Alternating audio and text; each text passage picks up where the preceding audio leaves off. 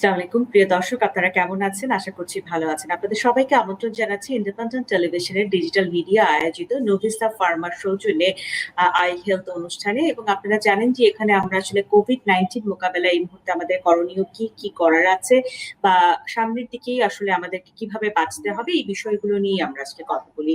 আমরা আজকে কথা বলব কোভিড-19 ব্যবস্থাপনা ও বহুমুখী উপায়, এবং এই বিষয়ে কথা বলার জন্য আমি ডক্টর শারমিন আব্বাসী, আমার সঙ্গে আজকে যুক্ত আছেন অধ্যাপক doctor Ahmedul Kabir, secretary general Bangladesh society of medicine. Sir, আপনাকে আমন্ত্রণ জানাচ্ছি আমাদের স্টুডিওতে।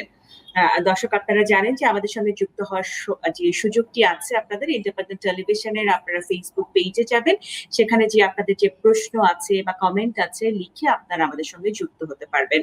আমরা এখন চলে যাচ্ছি মূল আলোচনায়। স্যার, যে বিষয়টি আসলে আছে যে কোভিড-19 মোকাবেলায় আসলে বাংলাদেশ এখন কোথায় দাঁড়িয়ে আছে? অনেকের কাছেই আসলে আমরা একটি প্রশ্ন করি, সেটি হচ্ছে কি এই মুহূর্তে কি পিকে আছে কি নেই, আগামীতে কি আরো আক্রান্তের সংখ্যা বাড়তে পারে কিনা, কিন্তু খুব একটা সদুত্তর আসলে কোনো সময়ই পাওয়া যাচ্ছে না। সেক্ষেত্রে যেহেতু আপনি সেক্রেটারি জেনারেল সোসাইটি অফ মেডিসিনের, আপনাদের নিশ্চয়ই একটা হিসেব নিকেশ আছে। সেই হিসেব নিকেশ আসলে কি বলছে যে আমরা কি আসলে এখন ঊর্ধ্বমুখী গতিতে আছি, নাকি আগামীতে আরো আমাদের আক্রান্তের সংখ্যা বাড়তে পারে? দেখুন, শামীম আব্বাসী যে প্রশ্নটা আপনি করেছেন, আমরা সবাই এখন ফিল করছি যে আমাদের দেশে যেভাবে লোকজন আক্রান্ত হয়েছে, সেই আক্রান্তের মাত্রাটা কিন্তু অনেক বেশি এখন। ইতোমধ্যেই অনেক চিকিৎসক আক্রান্ত হয়েছেন, অনেক চিকিৎসকও কিন্তু মৃত্যুবরণ করেছেন, অনেক মানুষও মৃত্যুবরণ করেছেন। এখন আমরা যেই জায়গাটায় আছি, আমাদের এই মুহূর্তে অবশ্যই একটি পিক অবস্থা চলছে সারা দেশে কোভিড-19-এর। এই সময়ে আমাদের যেটা খুব ইম্পর্টেন্ট বিষয় হচ্ছে জনসাধারণের যেই রোগটার আসলে আমরা পরবর্তীতে হয়তো চিকিৎসার বিষয়েও কথা বলবো, কিন্তু আমার কাছে যেটা খুব পরিষ্কারভাবে আমি বলতে চাই সেটা হচ্ছে যে যেহেতু এই রোগটা হলে পরে আপনার ফেটটা খুব আনপ্রেডিক্টেবল। আপনাকে এই রোগে যে আপনার মৃত্যু হবে না সে নিশ্চয়তা কিন্তু কোনোভাবেই নেই। সেটা সংখ্যাটা যেটাই হোক, সংখ্যাটা কিন্তু ইম্পর্টেন্ট না। আপনার জন্য যদি হয় সেটা আপনার জন্য কিন্তু 100%, আপনার পরিবারের জন্য 100%। প্রত্যেকটা জীবনের কিন্তু অসম্ভব মূল্য। যেখানে আমাদের একটা মানুষ যেই যদি এই রোগে আক্রান্ত হয়ে মৃত্যুবরণের যেহেতু ঝুঁকি রয়েছে, সেহেতু আমাদের সবাইকেই ১ম যেটা করতে হবে, যেহেতু এখন পর্যন্ত আপনারা জানেন যে এটার একদম কিউরেবল কোনো চিকিৎসা নেই। তার মানে এইরকম না যে বিষয়টা ব্যাকটেরিয়াল কোনো ইনফেকশন, আপনি অ্যান্টিবায়োটিক দিলে পরে পেশেন্ট ভালো হয়ে যাবে বা অন্য কোনো বিষয়। এইখানটায় যেহেতু এটা ভাইরাল ইলনেস, এই ভাইরাস ইলনেসের সঙ্গে আপনার রোগ প্রতিরোধ ক্ষমতা যদি যুদ্ধে জিতে যায়, আপনি জিতে যাবেন। আর আপনি যদি যুদ্ধে হেরে যান তাহলে আপনার মৃত্যু অনিবার্য। এরকম একটি সন্ধিক্ষণে দাঁড়িয়ে আমরা কথা বলছি, যে কারণে আমাদের সবারই উচিত হবে যার জায়গা থেকে নিজেকে প্রোটেক্ট করবার, নিজেকে সুরক্ষা করবার, যাতে আপনি কোনোভাবেই এই ভাইরাসের সংক্রমণে না আসতে পারেন। নিশ্চয়ই আমরা পরবর্তী আলোচনায় সেই পরামর্শগুলিতে যাব, জি, কিভাবে জি। আমরা আমাদের আপনি যেটা যথার্থই বলছিলেন যে আসলে প্রতিরোধের জায়গাটিকে আমাদের অনেক বেশি শক্তিশালী করতে হবে। যে কথাগুলো আপনার মুখে আমি একেবারেই ১ম থেকে শুনে আসছি, যখন থেকে আসলে করোনার এই ১ম প্রকোপটি আমরা বাংলাদেশে দেখলাম, সবসময় আপনি আসলে জোরালো ভয়েসে এই বিষয়গুলো নিয়ে বলে এসেছেন। কিন্তু যে ১ম দিকে আসলে যেটি হয়েছে যে মার্চ, এপ্রিল মাসে আমরা আসলে যেভাবে করে প্রতিরোধের জায়গাটির কথাই বেশি বলছিলাম। চিকিৎসার ব্যবস্থাপনায় আসলে ওই সময় আমাদের এত রোগী ছিল না, যার ফলে এই স্ট্রেসটা আসলে হেলথ সিস্টেমকে নিতে হয়নি। কিন্তু এখন যেহেতু প্রতিদিনই রোগী বাড়ছে, আমরা দেখছি যে রোগী এক হাসপাতাল থেকে আরেক হাসপাতালে দৌড়াচ্ছে, এবং সেই হিসেবে বেডের সংখ্যাও অনেকটা কম, বা যখন বেড দেওয়া যাচ্ছে হয়তো আইসিইউ দেওয়া যাচ্ছে না, এই জায়গাগুলোয় আমরা দাঁড়িয়ে আছি। সেক্ষেত্রে এখন কিন্তু কিছু স্ট্র্যাটেজিগত বা কৌশলগত পরিবর্তন করারও কিন্তু প্রয়োজন আছে এই মুহূর্তে। তো সেই জায়গায় দাঁড়িয়ে আসলে সরকারি বেসরকারি হাসপাতাল একসাথে কিভাবে কাজ করতে পারে এই মুহূর্তে, সেই বিষয়টাকে আপনি কিভাবে দেখছেন? কারণ গভর্নমেন্টের যে নোটিশটা আছে সেখানে কিন্তু সবাইকে এই মুহূর্তে কোভিড নন কোভিড চিকিৎসা দিতে হবে যারা ৫০ শয্যার উপরে। সেই ক্ষেত্রে যারা এখনো কোভিড এর চিকিৎসা শুরু করেননি, তাদের জন্য সহজ উপায় এটা আসলে কিভাবে শুরু করা যায়? ডক্টর শামীম, অনেকগুলো প্রশ্ন আপনি করেছেন, সবগুলি খুবই মূল্যবান এবং এই সময়ের জন্য সবচেয়ে জরুরি। আর আপনাকে অনেক ধন্যবাদ। আপনি যেটা এন্ডোর্স করলেন, প্রথম থেকেই আপনি যদি ইন্ডিপেন্ডেন্ট টিভিতে আমি যে কবারই আপনাদের ওখানে গিয়েছে, আমি বলেছিলাম যে চায়না কন্ট্রোল করতে পারেনি, আমরা কোনোভাবেই পারবো না। আমাদের হেলথ কেয়ার সিস্টেম ডেভেলপ কান্ট্রির মতো না, আমাদের prevention is the main way. আমাদের যে কোনো মূল্যেই হোক এই এই ভাইরাসটি যাতে বেশিরভাগ আমাদের মানুষকে সংক্রমণ করতে না পারে, সেই ব্যবস্থাটাই আমাদের নিতে হবে। অত্যন্ত দুঃখজনক হলেও যে ভাইরাসটা আমাদের দেশে চলে এসছে, এখন আমাদেরকে এই সময়ে যেটা করতে হবে সবচেয়ে যুগোপযোগী বা বাংলাদেশের সময় উপযোগী যদি আমরা সিদ্ধান্ত এবং ব্যবস্থা নিতে না পারি, তাহলে আমাদের অনেক মূল্য দিতে হবে। আপনি যেটা বলেছেন, প্রথম কথা যেটা বলেছেন যে এই মুহূর্তে চিকিৎসার বিষয়টাতে, প্রথমত আমি যেটা বলেছি, আমি স্টেপ ওয়াইজ যদি বলি, জনগণ তাকে কি করে সুরক্ষা করবে, আমি একটা একটা করে বলি, তাহলে মানুষের জন্য সুবিধা হবে। সুরক্ষার বিষয়টি হচ্ছে আপনাকে স্বাস্থ্য নীতিটা খুব প্রপারলি, বা যে ইন্টারন্যাশনাল যে হেলথ পলিসি, সেটা যদি আমরা খুব সহজভাবে মেনটেন করি। প্রথম পর্যায়টা হচ্ছে আমার এই রোগটা আমাকে হতে আমি দিব না। যদি আমি এই রোগটা হতে না দিই, আর এইটার ভয়াবহতা ইতিমধ্যে মানুষ জেনেছে, না জেনলেও জানতে হবে, যেটা আমি প্রথমে বলেছি। আমি যদি আমার মধ্যে এই রোগটা ছড়াতে না দেই, আমার রোগটা কি করে ছড়াচ্ছে সেটা আমাকে বুঝতে হবে। এই ভাইরাসের কিন্তু ডেঙ্গু বা অন্য রোগের মতো কোনো ইন্টারমিডিয়েট হোস্ট নেই। আমার শত্রু হচ্ছে আমারই আরেকজন ভাই বা আমার আরেকজন মানুষ। তাহলে আমাকে বুঝতে হবে প্রত্যেকটা মানুষকে আমার পটেনশিয়ালি ভাইরাস ইনফেক্টেড মনে করতে হবে। আমাকে জিনিসটা কিন্তু সহজভাবে নেবার কোনো ওয়েই নাই। কারণ প্যান্ডেমিকে আপনার যদি জ্বর কাশি হয়, আপনাকে ধরেই নিতে হবে এটা কোভিড, আনলেস আদারওয়াইজ প্রুভেন। তা আপনাকে যেটা করতে হবে, প্রত্যেকটা মানুষের মধ্যে কিন্তু আবার উপসর্গহীন ভাবে এই রোগটা থাকতে পারে, যে কারণে আপনি কিন্তু বুঝতে পারছেন না যে আপনার পাশের লোকটি কিন্তু আপনার বড় ধরনের ভাইরাস ক্যারি করছে, যেটা আপনার জন্য ইভেন মৃত্যুর ঝুঁকি নিয়ে আসতে পারে। যে কারণে সবাইকে মনে করতে হবে তার পাশের লোকটি কোভিড আক্রান্ত। এই সন্দেহটা যদি আমরা সবাই করে নিতে পারি, প্রত্যেকটা লোকই পটেনশিয়ালি কোভিড, তখন আমার মধ্যে যে ভয়টা কাজ করবে, ভীতিটা কাজ করবে, এবং আমি আক্রান্ত হলে পরে আমার মৃত্যু ঝুঁকি যত কমই হোক, আমার ক্ষেত্রে হলে সেটা 100%। অনেকেই জি, অনেক ডক্টর আহমেদুল কবির, বিষয়টি কিন্তু একটু কঠিন, কারণ যখনই লকডাউন উইথড্র করা হলো, যদি খুব সাধারণ মানুষকে আপনি চিন্তা করেন, যারা দিন মজুর, যারা রিক্সা চালায়, যারা দিন আনে দিন খায়, হয়তো প্রথম একদিন দুই দিন তারা কয়েক ঘন্টা মাস্ক পরেছে, এখন কাজের জন্যই হোক তারা সেটা পড়ছে না, স্বাস্থ্যবিধি মানছে না।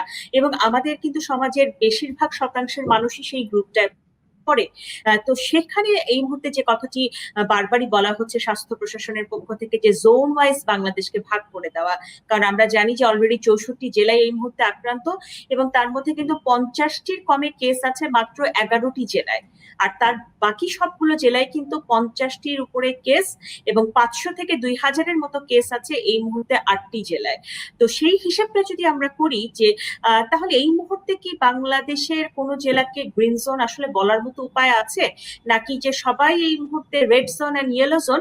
তাহলে আমাদের চেষ্টাটা থাকতে হবে যে সেখান থেকে আমরা গ্রিন জোনে কিভাবে পৌঁছাতে পারি। এই বিষয়ে আপনার মূল্যায়ন কি? আপনি একদম ঠিকই বলেছেন, যেই জায়গাটা এপিসেন্টার, যেখানটা অনেক বেশি কেস, অনেক বেশি উপসর্গ হচ্ছে, যেহেতু আমাদের টেস্টিং ক্যাপাসিটি অনেক বেশি নেই। অনেক বেশি থাকলে পরে সেটা ভিন্ন হতো, আমরা অনেক লোককে টেস্ট করে বলতে পারতাম যে এটা গ্রিন জোন। সে যেহেতু সেই সুযোগটি নেই, সে কারণে আমাদের সব জায়গায় পটেনশিয়ালি ইনফেক্টেড মনে করেই মানুষকে সেভাবে স্বাস্থ্য সচেতন হতে হবে। তো সচেতনতার জায়গাটা বৃদ্ধি না করে কোনোভাবে আপনি এটা থেকে পরিত্রাণ পাবেন না। আমি যে জায়গাটা এসেছিলাম, ধরেন আপনার যেটা ফিজিক্যাল ডিস্টেন্সিংটা মেনটেন করা, এবং মাস্ক যেটাই হোক, সেটা কাপড়ের হোক বা 3 লেয়ার কাপড় মাস্ক হোক, যেভাবে হোক জনগণকে উদ্বুদ্ধ করা, এবং এটাকে প্রয়োজনে আইন করা, এবং তাকে বাধ্য করা যে মাস্ক তাকে পরতেই হবে।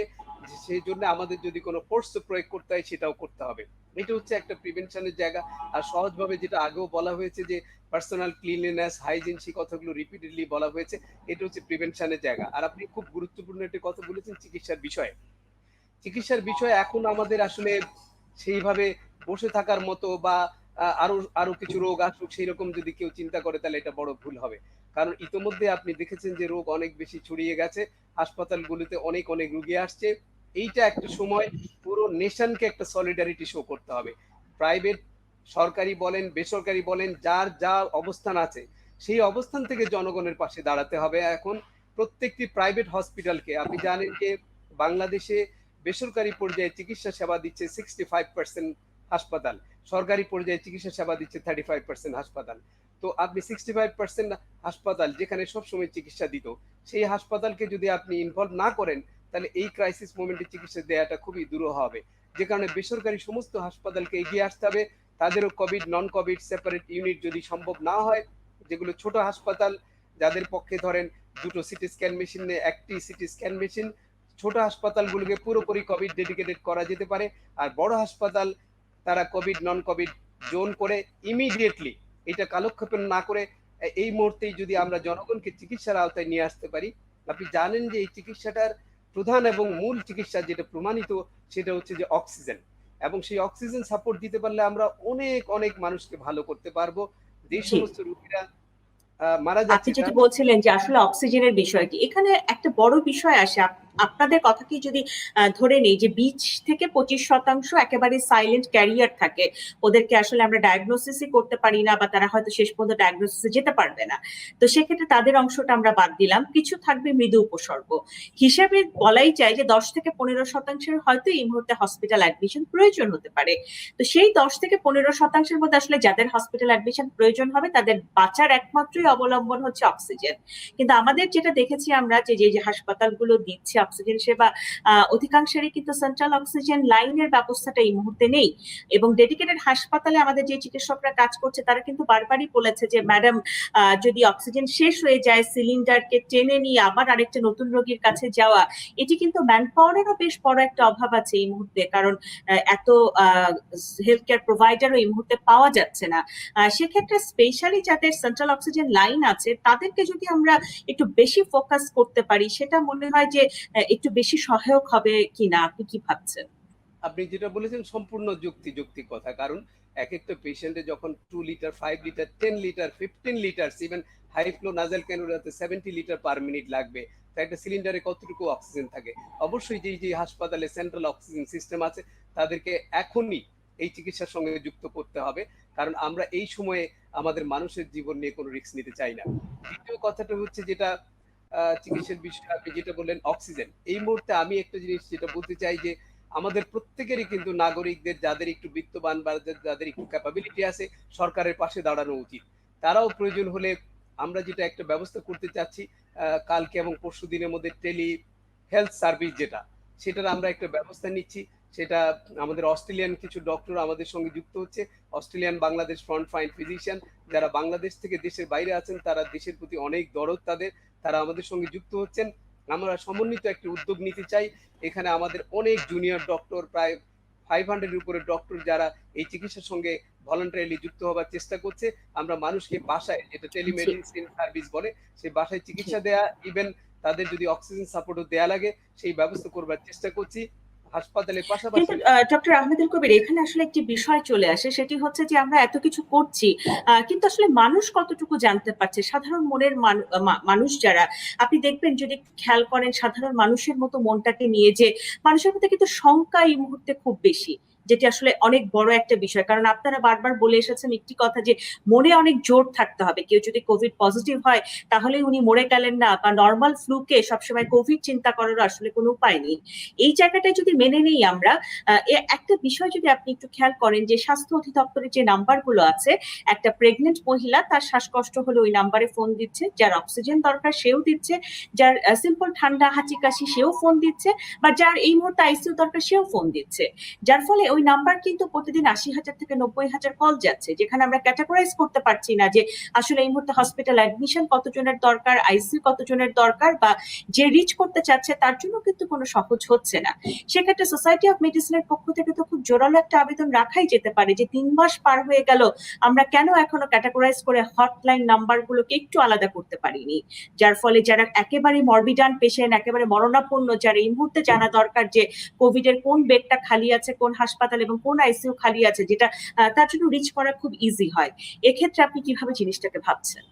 আপনারা ইতিমধ্যেই দেখেছেন যে আমরা একটি বাংলাদেশ সোসাইটি অফ মেডিসিন থেকে সারা দেশের যেগুলো কোভিড ডেডিকেটেড হাসপাতাল, যেমন ঢাকায় 11টি হাসপাতাল রয়েছে সরকারের, combined military hospital, holy family, Dhaka medical college, Mugda, Kurmitola, Kuwait Maitree, তারপর মহানগর হাসপাতাল, বসুন্ধরা আইসোলেশন সেন্টার, এর বাইরেও চট্টগ্রাম, খুলনা, রাজশাহী, সিলেট, রংপুর, কুমিল্লা, সমস্ত বিভাগীয় মেডিকেল কলেজ সবগুলোকে ইন্টারকানেক্টেড করে আমরা কিন্তু স্পেসিফিক ফোন নাম্বার দিয়েছি, এবং সেই কন্ট্রোল রুমে আমাদের যারা Covid dedicated society of medicine যেসব ডক্টররা রয়েছেন তাদের নম্বরগুলো আমরা ডিজি হেলথে অলরেডি প্রোভাইড করেছি। জি, তাহলে হয়তো সাধারণ মানুষের কাছে প্রচারটা কম। কারণ কি যে আমরা কিন্তু যদি একেবারে মাঠের খবরটা দেখি যে উনি হয়তো কুয়েত মৈত্রীতে গেল, যে বললো যে এই মুহূর্তে বেড খালি নেই, আবার সেই অ্যাম্বুলেন্স নিয়ে উনি ছুটলো হয়তো কুর্মিটোলায়, সেখানেও বেড খালি নেই, সেটা নিয়ে ছুটলো উনি হলি ফ্যামিলিতে।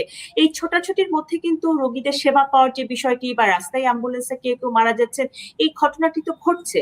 কিন্তু কিন্তু আমাদের দায়বদ্ধতার জায়গা থেকে সেই ঘটনাগুলোকে কমাতে হবে।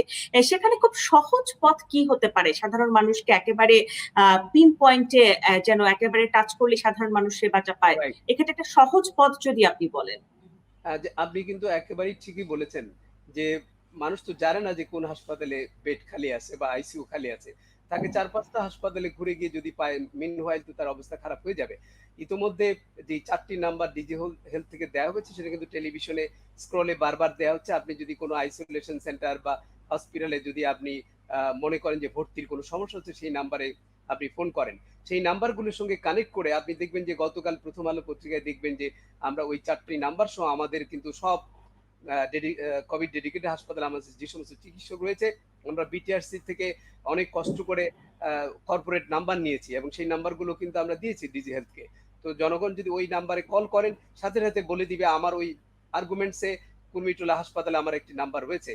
ডিজি হেলথে কেউ ফোন দিলেই সে কিন্তু কুর্মিটোলা হাসপাতাল থেকে ফোন করে সিট খালি আছে কিনা আমার ওই ডক্টর বলে দিবে এবং পেশেন্টের লোককে বলে দিবে যে না এখানে নাই। তুমি ওরাই কানেক্ট করে দিবে যে তুমি কুয়েত মতি যাও বা ঢাকা মেডিকেলে যাও। এই যে মানুষের সমন্বয় করা, এই কাজটি ইতিমধ্যেই শুরু হয়েছে। এটাকে আমরা আরো বেগবান করব।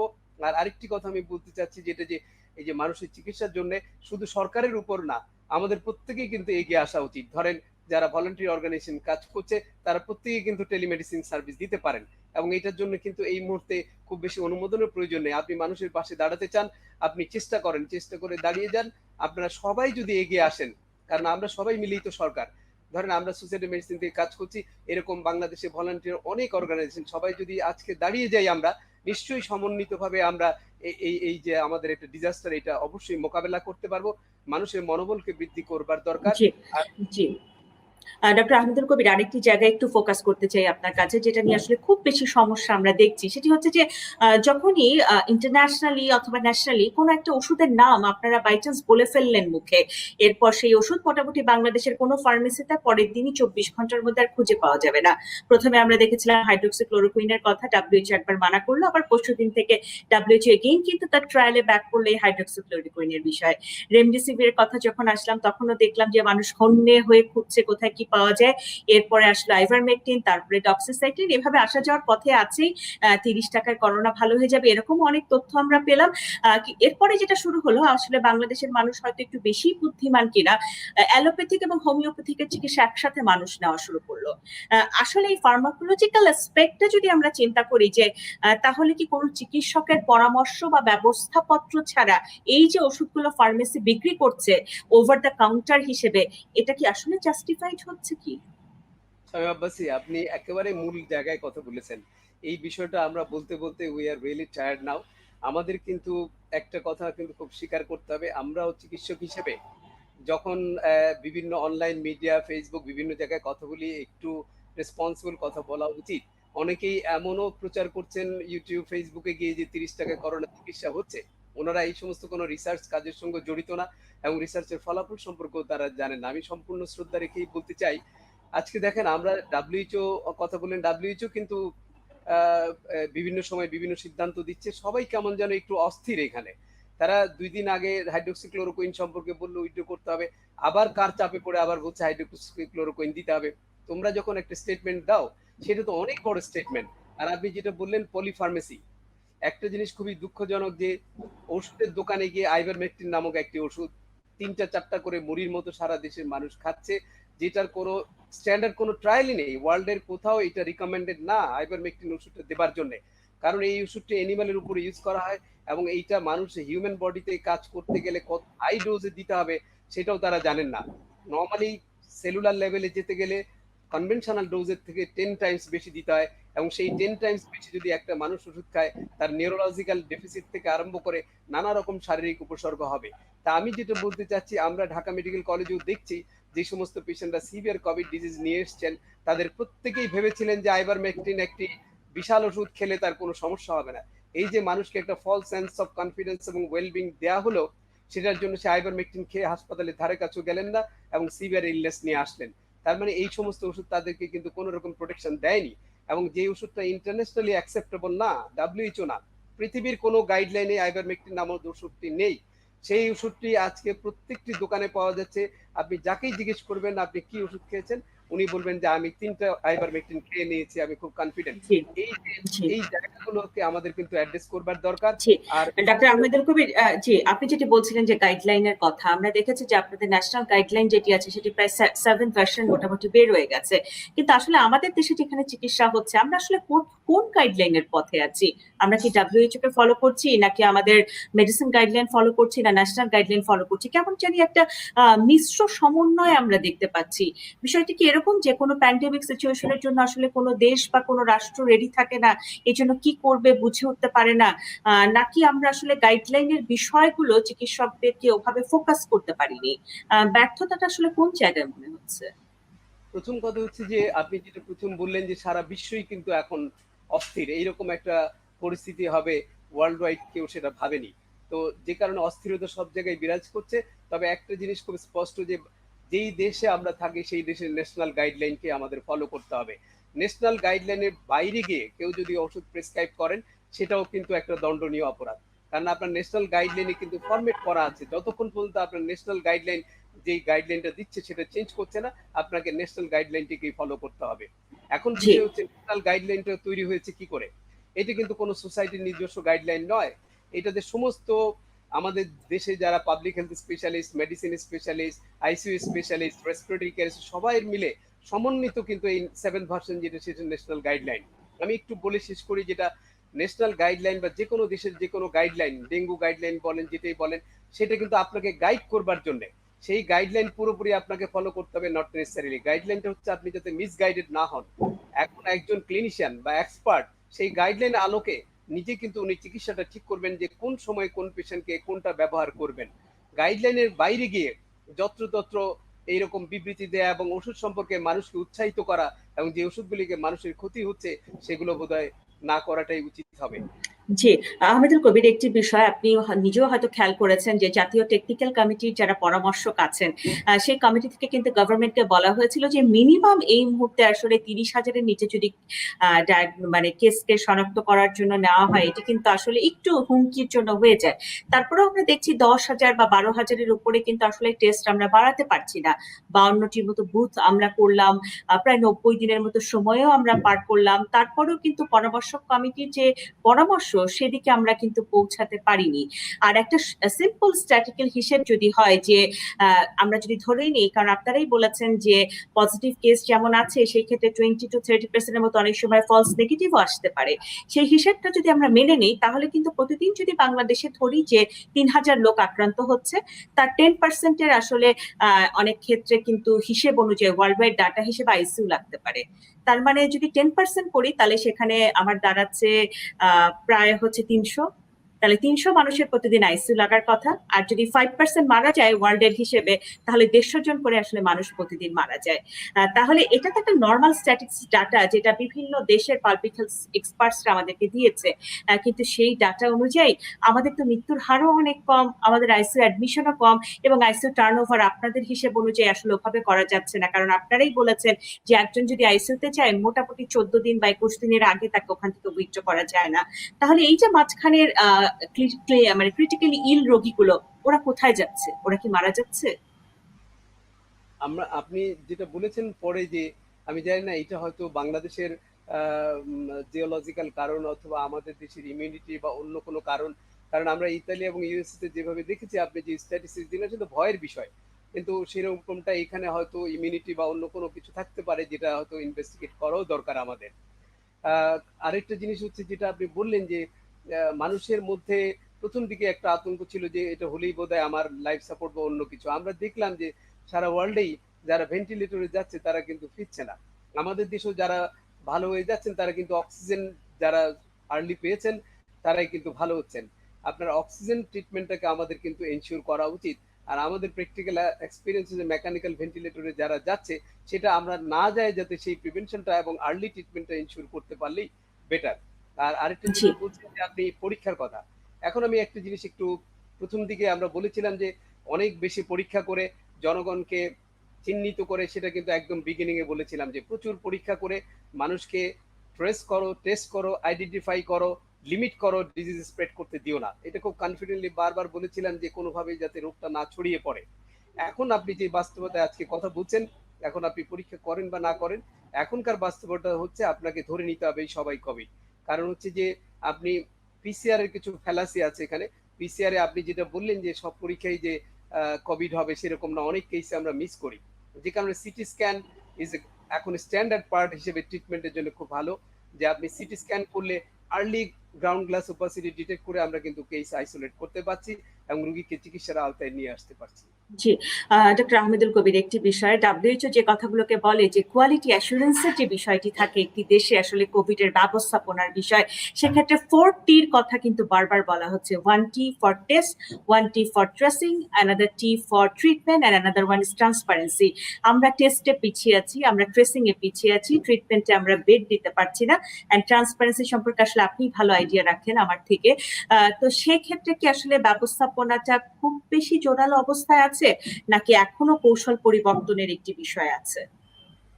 এইটা অবশ্য যেহেতু আমরা অ্যাজ এ ফিজিশিয়ান আমরা রোগী চিকিৎসা করি মেইনলি, যদিও আমাদের কাজ হচ্ছে চিকিৎসা পার্টটা নিয়ে, ওই অংশে কিন্তু আমরা নাই, বা ওই অংশটা কিন্তু আরেকটা ন্যাশনাল টেকনিক্যাল কমিটি আছে, ন্যাশনাল পলিসি যারা তৈরি করে তারা আছেন, আমার মনে হয় ওনারা ভালো অ্যান্সার দিতে পারবে। অ্যাজ এ ফিজিশিয়ান চিকিৎসা সম্পর্কিত বিষয়গুলিতে আমি বোধহয় ভালো অ্যান্সার দিতে পারবো।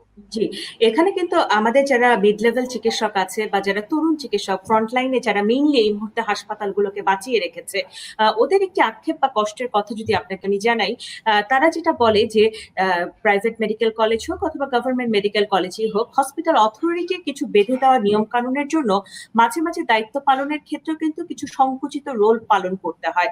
সেই সময় যদি কোনো রোগী খারাপ হয় বা কোনো রোগী মারা যায় বা কোনো রোগীর চিকিৎসা পেতে বিলম্ব হয়, সবসময় কিন্তু দোষটা চিকিৎসকের ঘাড়ে আসে।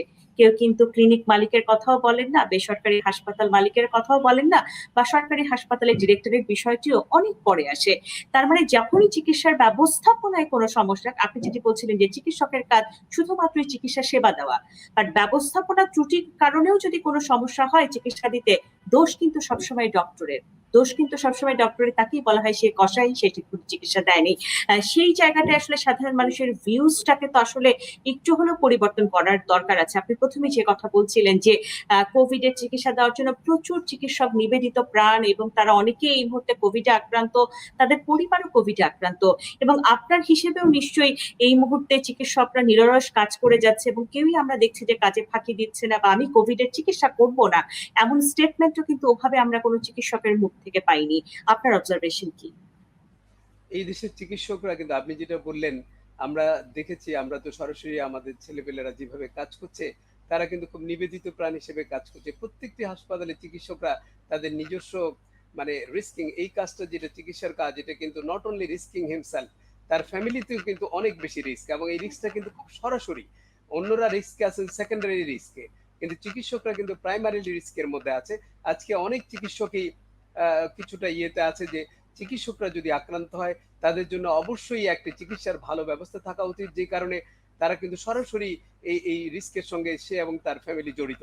আজকে চিকিৎসকদের জন্য প্রয়োজনে একটি আলাদা হাসপাতাল তৈরি করে সেখানটায়, কারণ হচ্ছে যে আপনি চিকিৎসকদেরকে বাঁচিয়ে রাখতে হবে। আমি কিন্তু এইটাকে অগ্রাধিকার বলছি না, আমি এটাকে বলছি যে তাদেরকে কনফিডেন্স আনবার জন্য, তাদেরকে উজ্জীবিত করবার জন্য। আজকে তারা যখন চিকিৎসা করছে, সে তার ফ্যামিলি তার নিজেকে রিস্ক করে চিকিৎসা করছে, সেই জায়গায় যদি মিনিমাম মিনিমাম বলতে আমি বুঝাচ্ছি, একজন চিকিৎসক যখন অসুস্থ হচ্ছে তার চিকিৎসার নিশ্চয়তাটা যদি সে পায়, তাহলে সে আরো বেশি পরিশ্রম করতে পারবে, সেটা আরো আপনি বেশি। যথার্থই বলেছেন, কিন্তু আমরা প্রায় 3 মাস পার হয়ে যাওয়ার পরে এই বিষয়গুলো দেখিনি। আজকে শুধু একটা স্টেটমেন্টে আমি খুঁজে পেলাম যে আজিমপুরে এবং হচ্ছে কিডনি হেলথ ডিজিজ হাসপাতালে এই দুটো জায়গায় বুথ রাখা হয়েছে চিকিৎসকদের স্যাম্পল নেওয়ার জন্য, সেটাও 3 মাস পরে। আমাদের দেশে চিকিৎসকের যে সংখ্যা সেই অনুযায়ী কিন্তু বুথের সংখ্যা চাইলে আমরা আরো আগে বাড়াতে পারতাম, শুধুমাত্র চিকিৎসকদের জন্য ডেডিকেটেড করে। এবং চিকিৎসকদের কোথায় চিকিৎসা হবে এবং তার পরিবারের কোথায় চিকিৎসা হবে, এই কথাও কিন্তু কোনো সুস্পষ্ট উত্তর আসলে কারো কাছে নেই। একটা চিকিৎসকের এই মুহূর্তে আইসিইউ দরকার হলে উনি পাবেন যে, সেই সিওরিটিও কিন্তু আমাদেরকে কেউ দিচ্ছে না। কিন্তু যেখানে আমরা দেখেছি যে ব্রডকাস্ট জার্নালিস্ট যারা আছে, তারা আমাদেরও প্রায় 2 মাস আগে নিজেদেরকে আলাদা করে পরীক্ষা করার জন্য বুথের সিস্টেম করেছেন, তারা তাদের জন্য আলাদা ডেডিকেটেড হাসপাতালে অ্যাপ্লাই করে পেয়ে গেছেন। আমরা এত পিছিয়ে আছি কেন? আমরা চিকিৎসকদের তো আমাদের আসলে নীতি নির্ধারক অনেকে আছেন, তারা কি এই কাজগুলো আমাদের জন্য আরেকটু আগে করলে আমাদের চিকিৎসকরা আরেকটু আশ্বস্তের জায়গা পেত না? এবং যখন একজন চিকিৎসক মারা যায়, আমাদের যারা চিকিৎসক নেতারা আছেন তারা কেউ কখনো ব্রিফিং করেন না, যেটা আমরা হয়তো পুলিশের ক্ষেত্রে দেখতে পাই যে পুলিশের কোনো সদস্য মারা গেলেই আমাদেরকে ব্রিফিং করা হচ্ছে, বলা হচ্ছে যে তিনি তার নিজেকে উৎসর্গ করেছেন। কিন্তু আমরা চিকিৎসক কেউ মারা গেলে ব্রিফিংটা কখনোই পাই না বা শুনতে পাই না। কেন এত সংকীর্ণতা আমাদের মধ্যে? যেই পয়েন্টগুলো আপনি বলছেন এটা আমাদের সবারই একটি প্রশ্ন, যে আমরা আমরা যারা চিকিৎসকরা ফ্রন্ট লাইনে কাজ করছি, আমরা অনেক বেশি ডেডিকেটেডলি কাজ করি। আমাদের আমি বলি যে আমাদের কিন্তু কোনো চিকিৎসক প্রণোদনার জন্য কাজ করে না, কারণ এই কাজটা হচ্ছে অনেকটা অলমোস্ট সুইসাইডাল। আমি জানি যে আমি কাজ করতে গেলে আমি অসুস্থ হতে পারি, জেনে শুনেই কিন্তু আমি কাজটা করছি।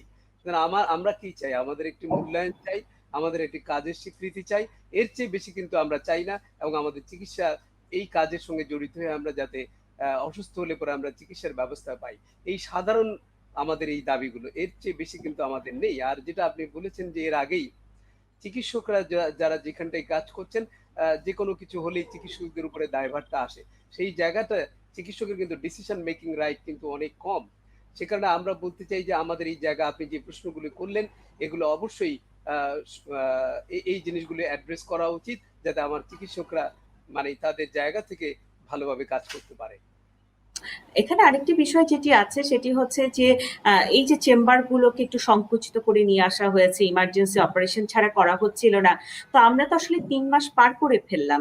সেক্ষেত্রে প্রত্যেকেই আবার পুরোদমে যদি চেম্বার শুরু করতে চান বা রুটিন অপারেশন গুলো শুরু করতে চান, সেক্ষেত্রে নিশ্চয়ই একটি নীতিমালা দেওয়া আছে যে আসলে কোন প্রেক্ষিতে আমরা এগুলোকে শুরু করতে পারবো। যদি খুব সংক্ষেপে একটু বলেন যে আসলে অ্যাজ ইউজুয়াল যে হেলথ সিস্টেমের বিষয়টি আছে, তো আমাদের চিকিৎসকরা কবে নাগাদ আসলে পুরো দামে সেটা শুরু করতে পারবেন, কি ধরনের সিচুয়েশন পেলে?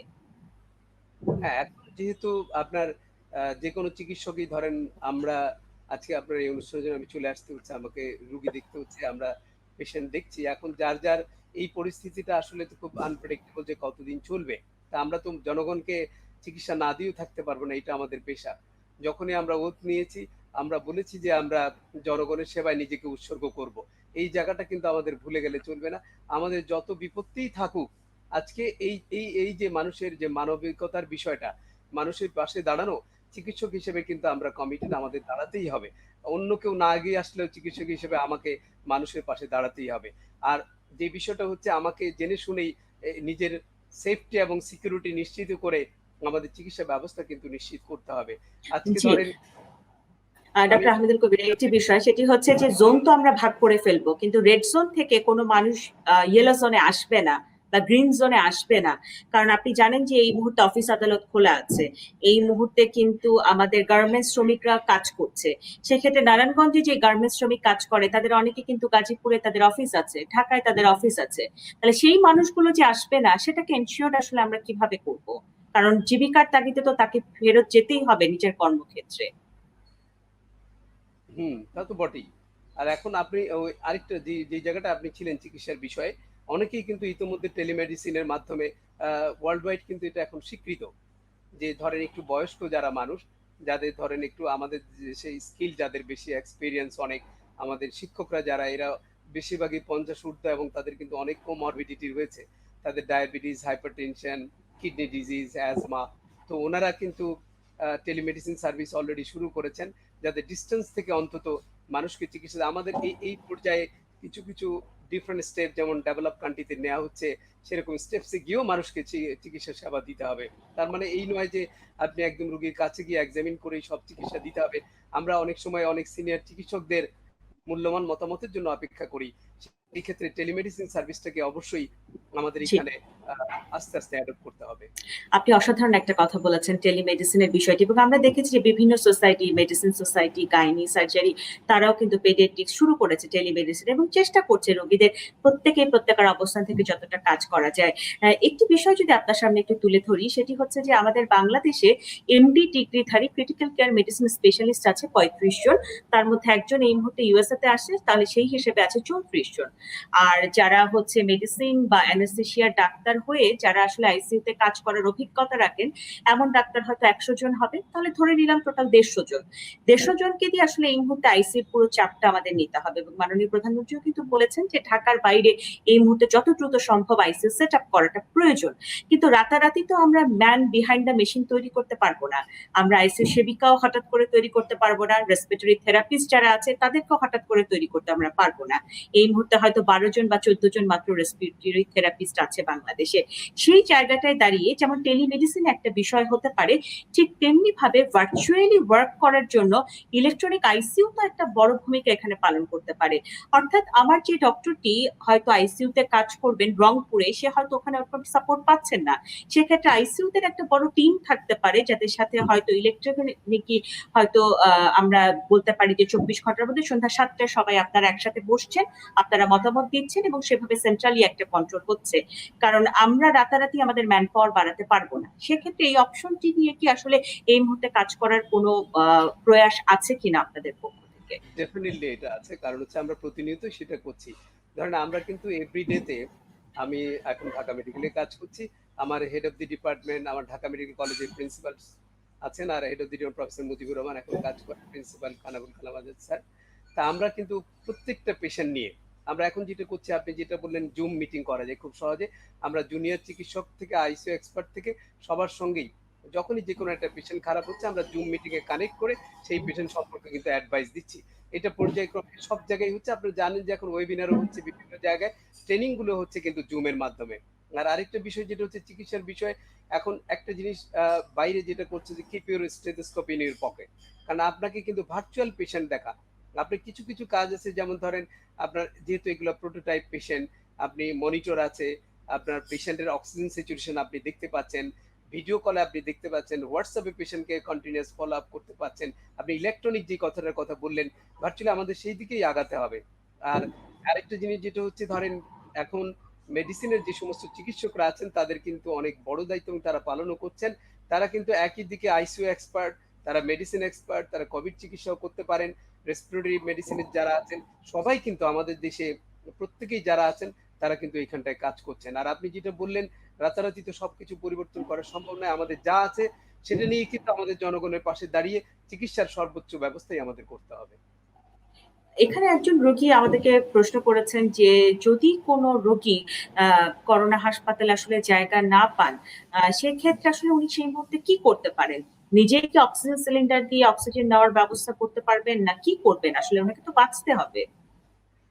এই জায়গাটাই আসছে আপনার সেই কথাটা, যে যদি এমন একটা পর্যায়ে আসে যে এখনো অনেক বেড খালি বিভিন্ন হাসপাতালে, এই পর্যায়ে আসতে পারে হয়তো যে বেড পাচ্ছে না, তখন তাকে কিন্তু ওই টেলিমেডিসিনের সাপ্লাই বা টেলি হেলথ বা হোম সার্ভিস যেটা আমরা শুরু করতে যাচ্ছি খুব তাড়াতাড়ি, যে হোম সার্ভিসের মাধ্যমে অ্যাটলিস্ট পেশেন্টটাকে সেই সময় বাসায় অক্সিজেন সাপোর্টটা দেয়া, উনি বেডে হস্তান্তর মানে যাওয়া পর্যন্ত, এই জায়গাটা আমি একটু সবাইকে বলবো যার যেটুকু ক্যাপাবিলিটি আছে সেই জায়গাটায় মানুষের পাশে দাঁড়ানো। তাহলে আমরা সবাই মিলে যদি কাজ করি, উনি যে প্রবলেমটার কথা বললেন, যদি কোনো এক সময় সেরকমটা আসে যে উনি হসপিটালে বেড পাচ্ছেন না, তাহলে আমরা ওনাকে ওইভাবেই মানে অ্যাডভাইস করবো যে আপনার সিচুয়েশনটা কিরকম বা আপনি কি পর্যায়ে আছেন, কি ওষুধ লাগবে।